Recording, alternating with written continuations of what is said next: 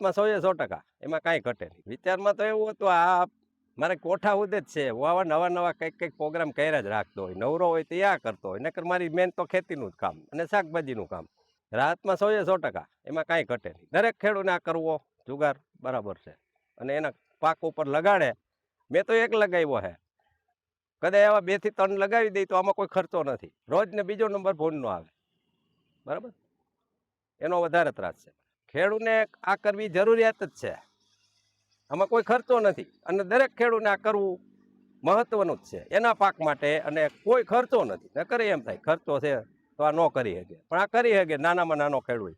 ખેડૂતને પાક લણણી ઉપર આવે છે તો ઘણા રોજ ભૂંડનો ત્રાસ હોય છે. એના માટે ઘણી ખેડૂતોને નુકસાની વેઠવી પડે છે. એના માટે ફેન્સિંગનો ખર્ચો ખેડૂતને 2 થી 2.5 લાખ 3 લાખ જેવી રકમ હોય, કોઈ નબળી પરિસ્થિતિના હોય તો એ કરી શકતા ન હોય, તો એના માટે ચાળિયાનો જુગાડ કરેલો છે. ઉપડું માળાના અને 1000 થી 1500 રૂપિયા સુધીમાં આ ચાળીઓ તૈયાર થઈ જાય છે.